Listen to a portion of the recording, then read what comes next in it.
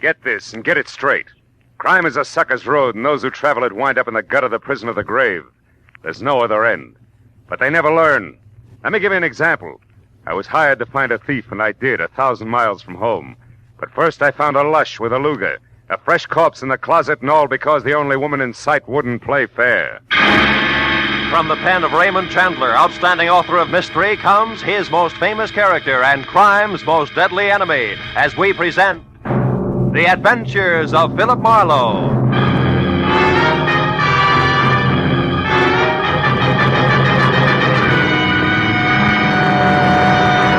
Now, with Gerlad Mohr, starred as Philip Marlowe, we bring you tonight's exciting story, The Unfair Lady.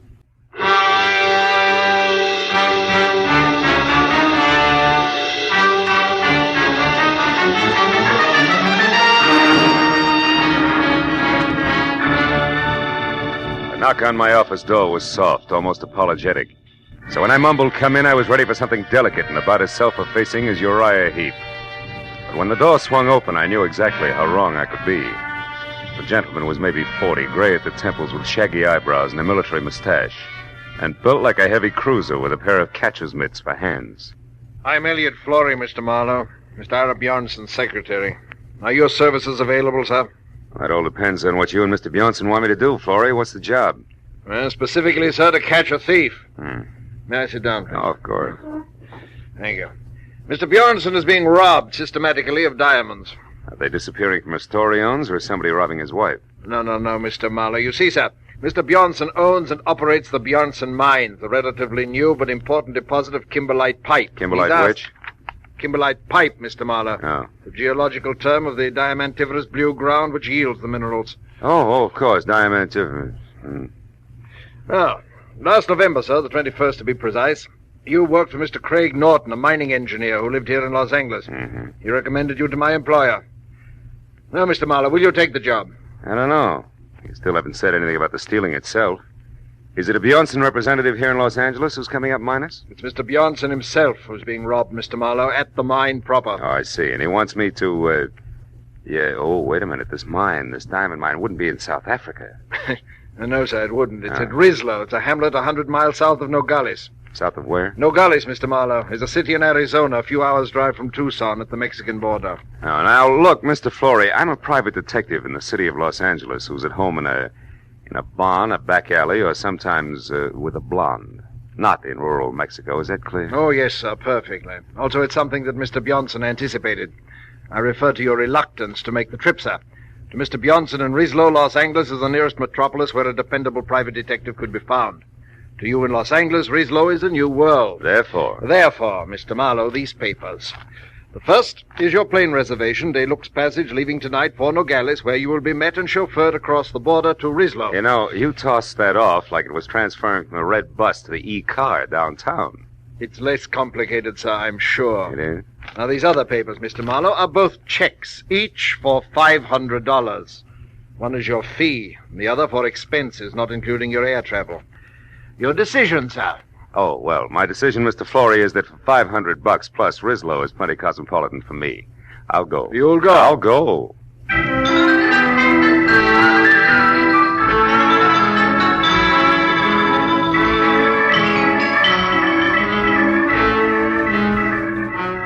At 8 the next morning, we dropped gently out of the clear sky over Nogales, where I was met by a short, round Mexican who ushered me into a car labeled Bjornson Mines, and suggested that I sleep for the next 3 hours, which was the travel time to Rislo, 100 miles south. So after 30 minutes of panoramic, dry, sandy hills and occasional cactus, I did. When I woke up again, it was better than noon, hotter than Hades, and we were parked at a filling station in Rislo itself, which could have passed for home if you happened to be a prairie dog. It wasn't until I had my eyes wide open that I realized that the man leaning on the running board inches away and staring at me like my eyebrows were on upside down was not my driver. He was shaggy hair all around an unshaven, unpleasant face that was home to a pair of warted eyes that said he was drinking himself to death. And when he talked, I knew it was on cheap rum. You're the new mining engineer, maybe? Yeah, I didn't know it showed.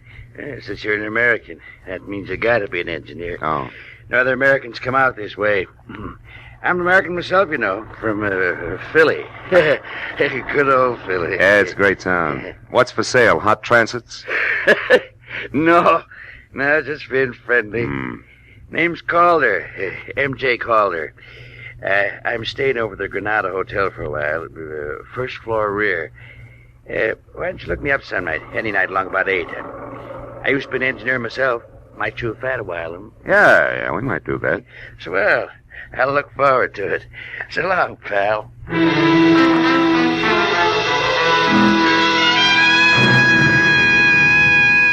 When my driver and I were back on the hot dirt road, I was told the Bjornson mine was the open pit type, a deep hole about a half-mile in diameter in the middle of the Bjornson property, which was clearly circled by 11 miles of 8-strand barbed wire fence, which was guarded by 50 ex-GIM Mexicans who were under the iron fist of one Captain Juan Lufino. 20 minutes later, when we entered the main gate and were slowly driving up a neatly landscaped white pebble road, I got a different picture of life at the Bjornson mines. There was the residential side, plush and strictly Beverly Hills, and the sprawling red brick house past the green and white tile swimming pool to the guest house beyond. Inside, I found the multimillionaire himself, who was a bald 50 perspiring and shaped like a bowling pin. At 10 o'clock last night, Marlowe, it happened again. $5,000 worth of stones. The 7th robbery in as many weeks, excluding, of course, the usual trickle.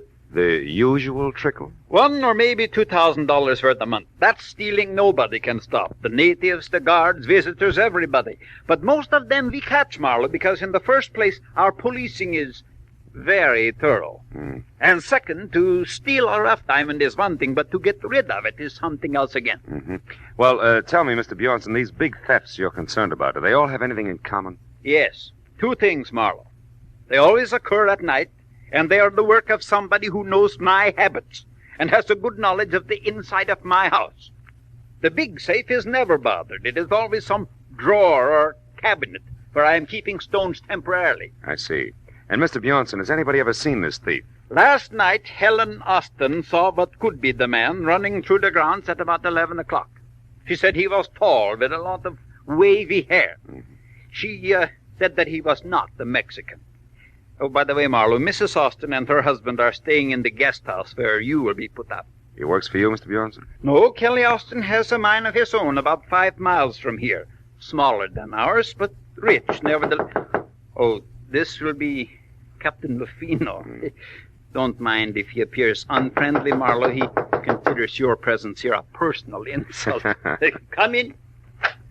You wish to see me, Senor Bjornson? Yes, Lufino.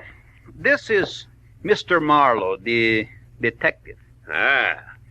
When Senor Flore came back this morning, Senor Marlowe, he spoke very highly of your reputation in Los Angeles.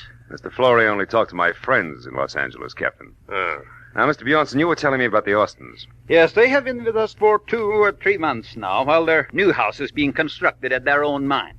Their last place burned to the ground. I would suggest, Marlowe, that you speak to her as soon as possible. Also, the captain here will tell you of some evidence that he found here on the ground last night. No, Senor. It turned out to be nothing. What kind of nothing, Captain? A fountain pen, yes. It belonged to one of the office workers. Senor Bjornson. Yes? Did you tell him about that Nat Campbell? Oh, no. Marlowe, the International Diamond Exchange keeps us advised of the movements of the bigger black marketeers whenever possible. 3 days ago, we were told that a man named Nat Campbell, an American who was at one time an engineer, has been operating in Mexico close to the border. Is there an accurate description of him? No. Anything else you have to know, Captain Lufino will take care of you.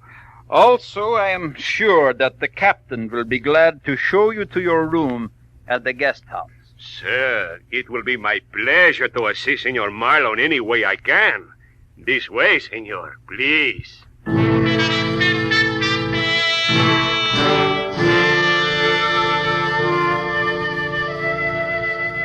Captain Lufino's interpretation of assist was to hand my suitcase to a boy, point a thick thumb in the general direction of the guest house, and disappear.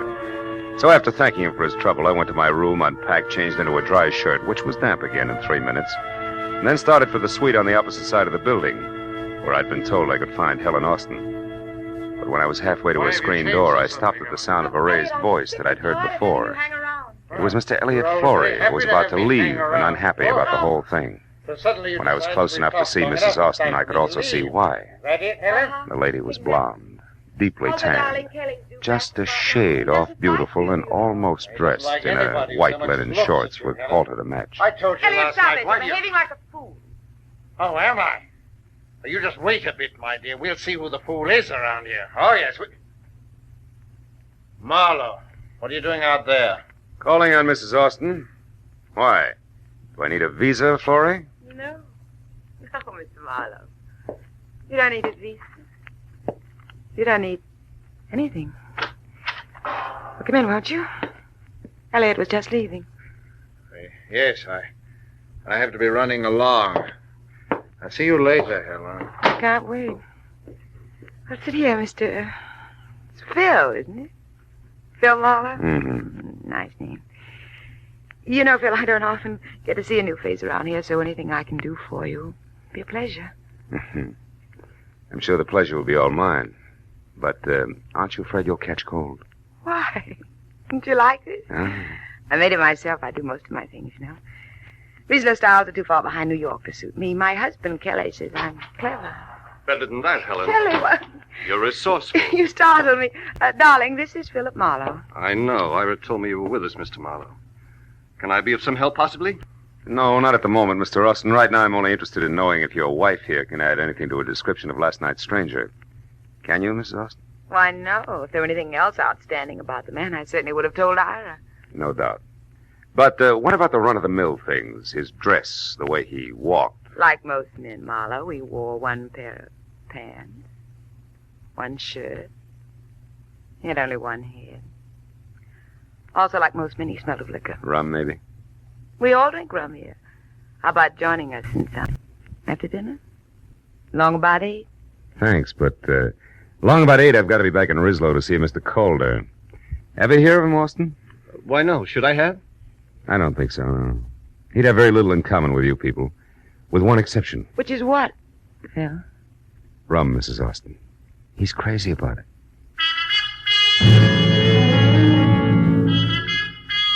After I left Kelly in what with one healthy cloudburst added would make a great Sadie Thompson, I found Ira Bjornson and told him that I thought last night's stranger, one M.J. Calder and Nat Campbell, could be all one and the same. And that I would like to go into Rislow and check on just that, which suited him fine. So after apologizing for having just let Captain Lufino go off for the evening in his car, he gave me the keys to a battered station wagon and wished me good luck. 4 hours later, when it was dark and I was in Rislow and walking the dirty length of the ground floor corridor of the Granada Hotel, which was darker, I had a feeling I was going to need it. Yeah? Who is it? Marlowe Calder, the new man at Bjornson's mine. Oh, fine. Be right with you. Yeah. Didn't expect you to take me up so soon. Yeah, well, you know the mines, Campbell. One's just as dull as the next, huh? That's right. What did you call me? Campbell. That's it, isn't it, Nat? No. The name's Calder, M.J. I told you that today. Yeah, and at the time I believed you, good old Philly included. Come on, Rummy, uncover the masquerade's over. Open up while you still can talk. What do you say? Okay. Okay, ain't the biggest secret in the world. Here, sit down. For keep! Why, you lousy lush! You don't aim any better than you lie!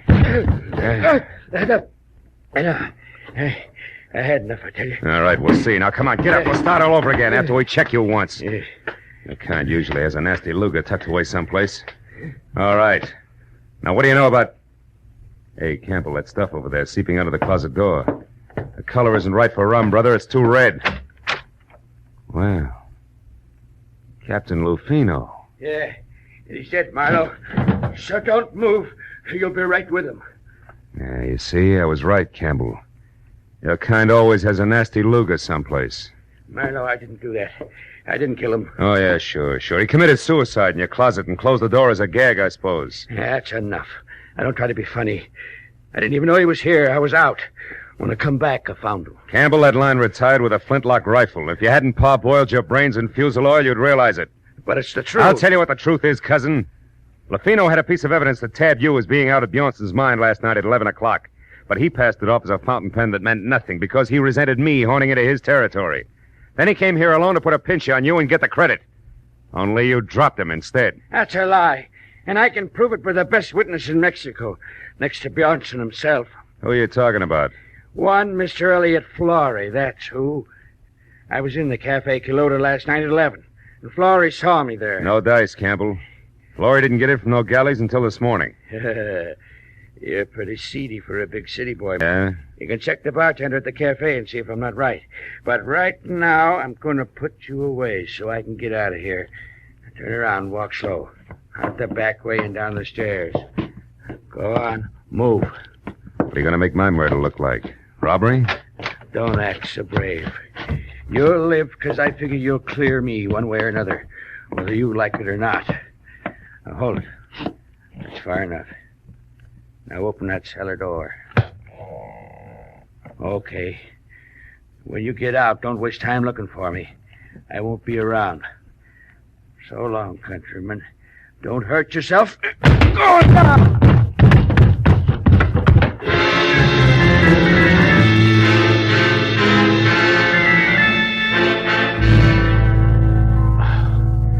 The cellar was as light and wholesome as a Parisian sewer. Even with the help of several generations of termites, it took a half an hour to break out. When I got upstairs again, it was deserted except for the late Captain Lufino. I went through his pockets, but they held nothing more exciting than battered cigarettes and some small change, but under the tight sash around his waist was a small green suede pouch containing 3 minute diamonds in the rough. I began to see what Bjornson meant by the usual trickle. Everybody, including the chief of his own guard, seemed to be in on the act. I dropped the pouch in my pocket and headed for the Quilota Cafe, where 2 American bucks and a nasty snarl at the bartender brought me the fact that Elliot Flory actually had been there last night. Had waited 2 hours for somebody who didn't show up, and then left. That made my next stop the mine. So I bounced the station wagon out of town, back to Bjornson's house, and started in. But a pair of bare shoulders above a snug linen halter intercepted me. Hello. You're back safe, I see. Enjoy all the sights in our filthy, stinking little town? Not much, Mrs. Austin. You should have taken me along as a guide. I could show you lots of interesting things. Like what, for instance? Like the sky and the moon. I like things clean, soft. I like lights and music and people. I like you, Marlowe. Save it. That buttons and bows routine is strictly your own problem. I've got work, and it starts with Elliot Flory. Where is he? What makes you think I'd know that? Because you two have been keeping close track of each other for some time. You're anxious to drop it, but Flory isn't. And now he's got a hold over you, and you're worried silly. Well, and you skip did- that, too. From what I know, I can fill in a very unpleasant yarn, and I will if I have to. So come on, baby, no dramatics. Let's have it. Where's Flory? Marlowe, you're a louse. But at that, you're better than he is. Went over to our place of mine about half an hour ago. I don't know why he wouldn't tell me. Just wanted me to keep my mouth shut and left. That doesn't make sense. Where's Mr. Austin? My good husband is off somewhere checking on supplies, he said. Okay, I'll pay a call on Flory right now. When I get back, baby, I'll have a lot of answers, so I advise you to wait up, huh? Sure. When you're all through with him, do me a favor, will you, Mr. Tough Detective? What, throw him back? No, kill him. After she said it, she stared at me for a moment and then turned and walked away, and from the bitterness in her face, I figured she had more on her mind than she told me about. But as I beat it around to the driveway where I'd left the station wagon, climbed in and wheeled out the gate, I forgot about theories and headed for the Kelly Austin mine and a big-scale diamond thief as fast as the rutted road and loose body bolts would permit.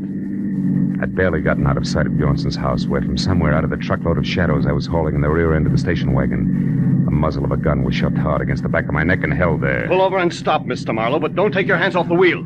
Austin, you're off your rocker. You've been working too hard. Not so hard that I didn't get back in time to see you kissing my wife. You don't deny it, do you? Well, for what it's worth, you got your subject backward, but never mind Don't that. turn around, Marlowe. I'm sorry about this. I liked you when we met today. Now, listen. We'll take this up later in detail. Right now, I'm after a guy who's been biting into Bjornson's diamonds, and I'm sure it's his own secretary, Elliot Flory. Flory? Why, that's absurd. Yeah? And what's more, he's currently up to something cute at your mine. He's at my mine, Flory? That's what I said. Now, after I've seen him, Buster, I'll be indignant with you all night if you like. You're a clever liar, Marlowe, but it won't work. You're not getting out of this that easily. I'm going to tell Bjornson what you've done, but first, you cheap masher, I'm going to get some satisfaction out of you personally like this. Oh!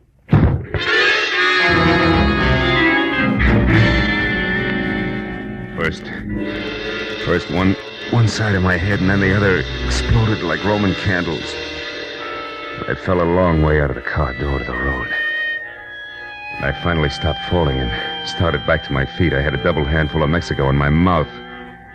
All the rest of it I could see looked big and black and deserted. The station wagon was gone, and so was my enthusiasm, and the picture of Marlowe on foot in the middle of the Mexican mountain looked pretty stupid. I trudged back toward the house. But I stopped as a pair of headlights swung out the gate and slashed down the road at me. Came to a sandstorm halt. Marlowe!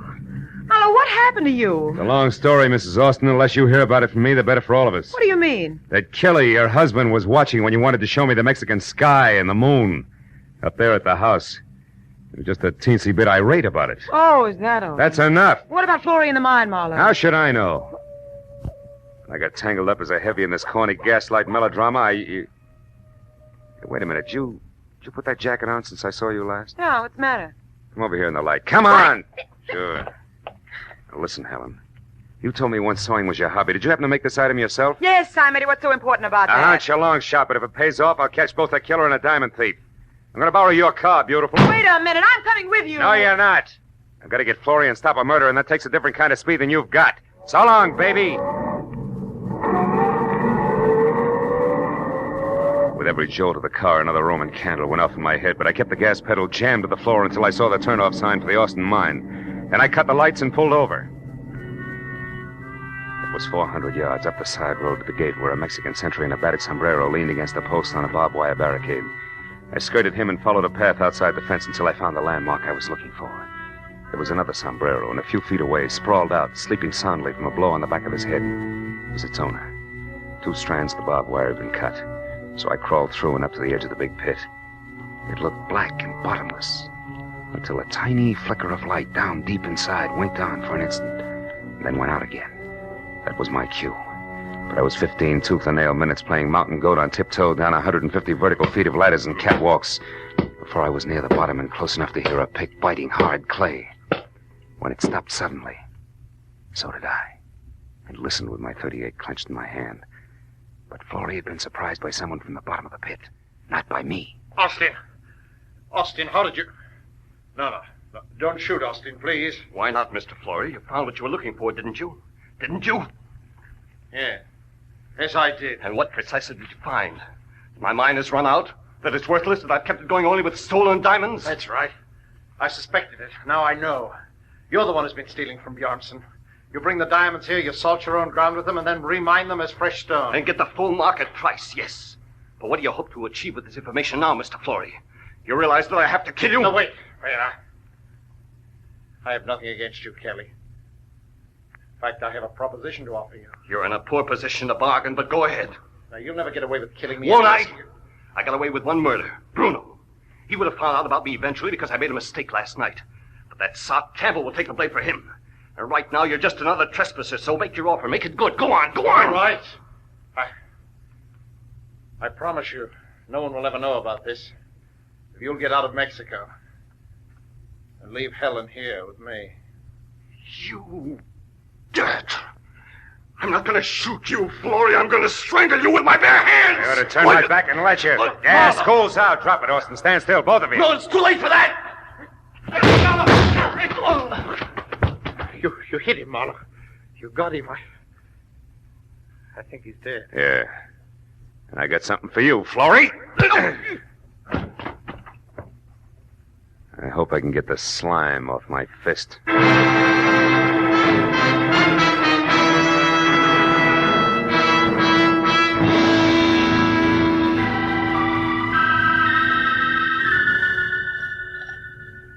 Please, Marlowe, pour yourself another here. It'll help your headache to go away. Oh, thanks, Mr. Bjornson. It's cooler out here than it was inside. It's better now, thanks. I don't know. I am happy and I am sad both. You found me my thief, all right, but you lost me a friend in the bargain. Mm-hmm. And the way we live out here, our friends are as dear as our diamonds. Well, there's one thing about diamonds, Mr. Bjornson. They won't go bad on you. You're right there, my boy. It's hard to realize that Kelly Austin was our man. Yeah, I imagine it is. You said it was Helen's jacket that gave you the answer. How was that, Marlowe? Well, Lufino was carrying a little green suede pouch. I thought it was his. But actually, that was a piece of evidence that he found last night. It wasn't until I saw Mrs. Austin's jacket of the same green suede.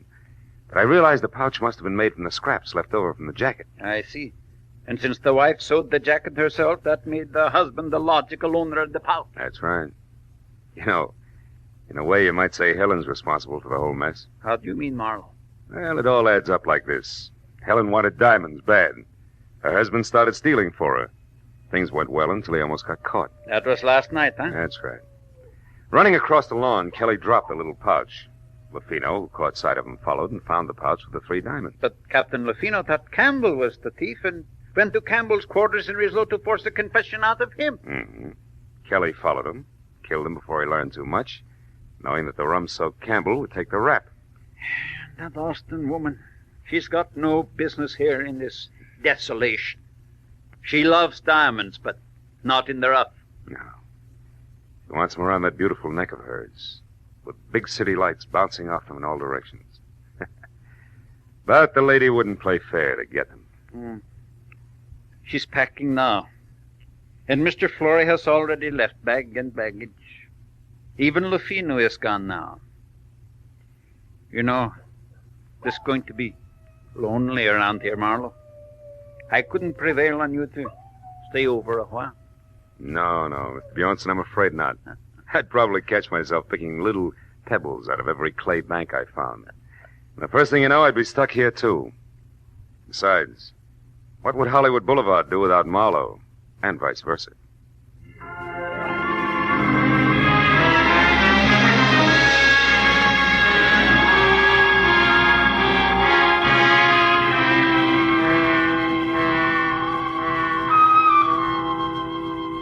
When the driver who was taking me back to Nogales was finally ready, and we started out of the mines, I took a long last look down into the gaping, dirty, lonely pit that was the Bjornson Diamond Field.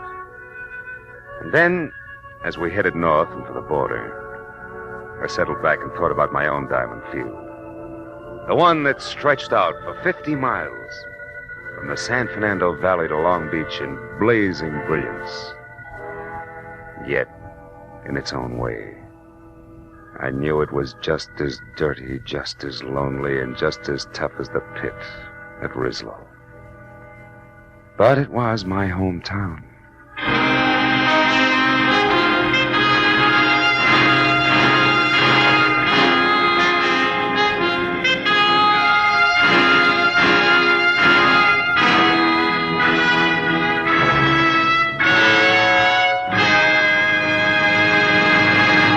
The Adventures of Philip Marlowe, created by Raymond Chandler, star Gerlad Mohr, and are produced and directed by Norman MacDonald. Script is by Mel Donnelly, Robert Mitchell, and Gene Levitt. Featured in the cast were Parley Bear, Betty Lou Gerson, Hans Conried, Paul Dubov, Wilms Herbert, and Nestor Paiva. The special music is by Richard O'Runt. Be sure and be with us again next week when Philip Marlowe says... She had soft brown eyes and an accent, and she came to town with a job to do. But before it was done, death had struck 3 times. Then she was gone. And all because of 30 drops of pigeon's blood worth $50,000.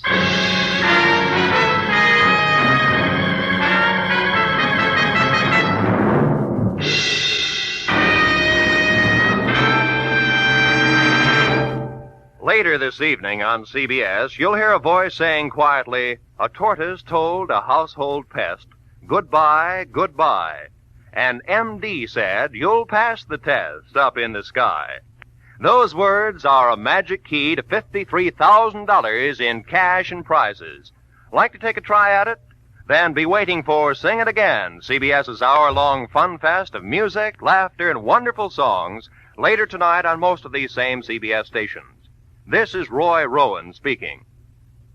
Now, stay tuned for Gangbusters, which follows immediately over most of these same stations. This is CBS, the Columbia Broadcasting System.